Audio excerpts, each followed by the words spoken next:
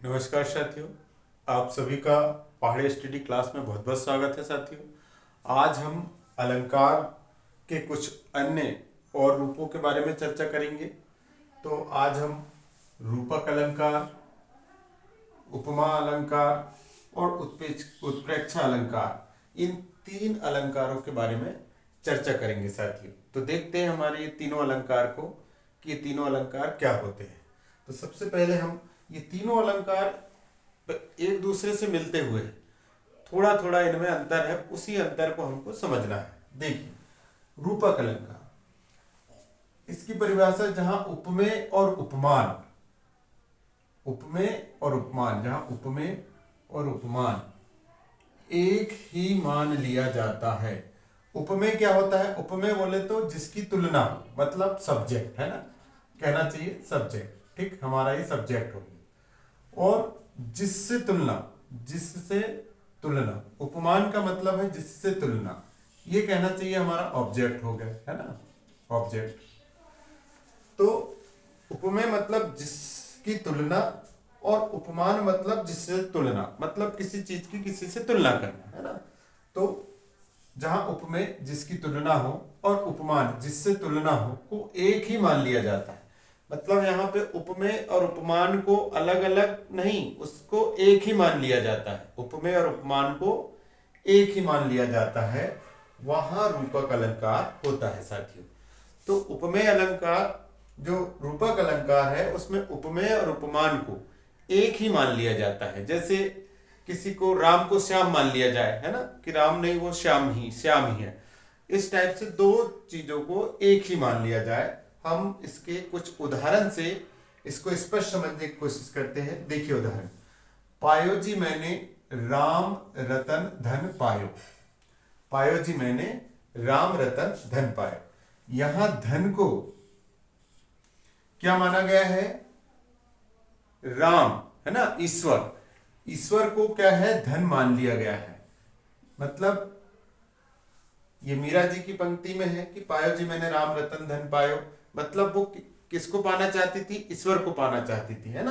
तो यहां कहा गया है कि राम रतन धन पायो, मतलब राम जो ईश्वर है और जो धन है उसको एक समान बताया गया है। दोनों को एक समान, धन मतलब राम को पा लिया, है ना, धन को पा लिया मतलब राम को पा लिया। राम और धन को क्या बताया गया है? एक ही समान बताया गया है। तुलना नहीं की गई है, उसको एक समान बता दिया गया है।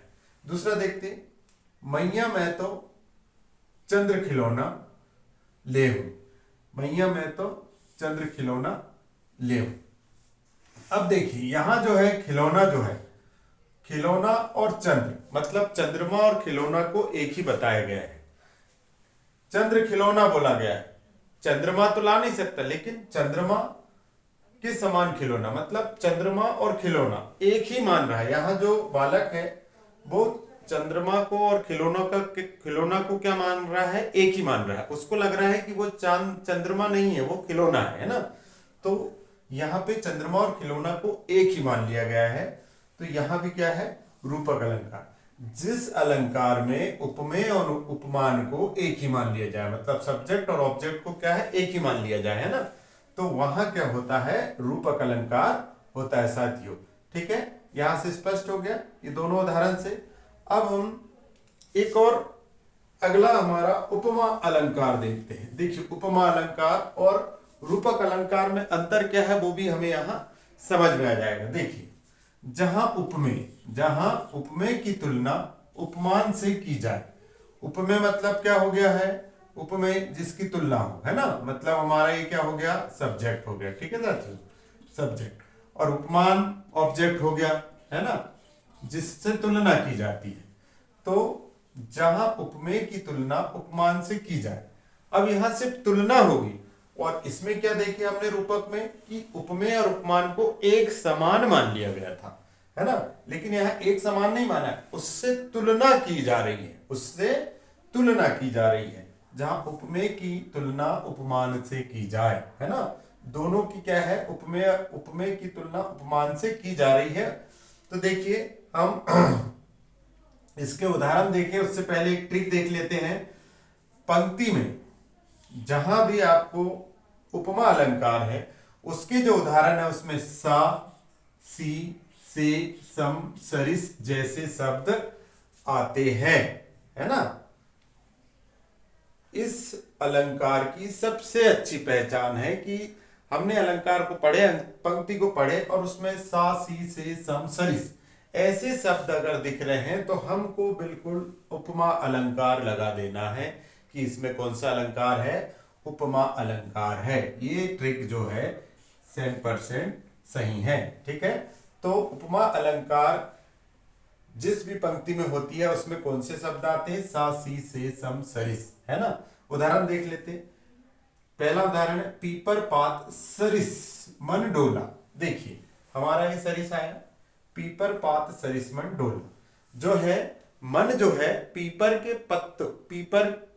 पत्तों के समान डोल रहा है, चंचल होता है ना। पीपल के जो पत्ते होते हैं थोड़ी सी भी हवा में एकदम हिलने लगते हैं साथी। उसी प्रकार से किसको बताया है, मन को बताया। मन भी थोड़े से में चंचल होता है, थोड़े से में क्या है, इधर उधर डोलने लगता है। तो मन को पीपल के पत्ते के समान बताया गया है, उससे तुलना की गई, मन की तुलना पीपल के पत्ते के साथ की गई है। तो यहां सरिस आया, तुलना भी हुई है और सरिस आया, तो ये कौन सा अलंकार हो जाएगा, उपमा। इसमें क्या होता है, तुलना होती है, उसके समान समझे। हरिपद कोमल कमल से। अब देखिए हरि के पद जो है वो किसके समान है, कोमल कमल के समान है। किससे तुलना कर दी, किसके समान बताया है, हरि के पद को कोमल कमल के समान बताया है। और देखिए हमने बोला था कि हमारे जो पद है इसमें से और ये लगा है हमारा से, है ना। से, सा, से, सी, सम, सरिस ऐसे शब्द इन अलंकार की पंक्तियों में आते ही है। उपमा अलंकार की पंक्ति में ये शब्द आपको मिलेंगे, हरिपद कोमल कमल से। तो यहाँ हरिपद जो है, हरि के जो पैर है, पद है, वो कोमल कमल के समान है। हरि के पदों की तुलना या हरि के पद को हरि के जो पैर है उसको किसके समान बताया है, कोमल कमल के समान बताया गया है साथियों। तो इस प्रकार से जहां भी कहना चाहिए तुलना हो या किसी के समान बताया जाए वहां कौन सा अलंकार होगा, उपमा अलंकार। और पंक्ति में कौन से शब्द मिलेंगे, सा, सी, से, सम, सरिस, है ना, ये शब्द मिलेंगे साथियों। तो हमने रूपक अलंकार देखे और उपमा अलंकार, और दोनों में अंतर भी देखे कि रूपक अलंकार में उपमेय और उपमान को एक समान समझ लिया जाता है और उपमा अलंकार में उपमेय और उपमान को की तुलना की जाती है, एक समान नहीं समझा जाता। अब हम देखते हैं उत्प्रेक्षा अलंकार। ये दोनों अलंकार से मिलता जुलता ही अलंकार है साथियों। ये इसमें भी देखिए जहां उपमेय में उपमान होने की संभावना या कल्पना की जाती है। कहना चाहिए जहां उपमेय जिसकी तुलना की जाती है ना, पहले ही बताया हमने कि उपमेय जिसकी तुलना हो, है ना।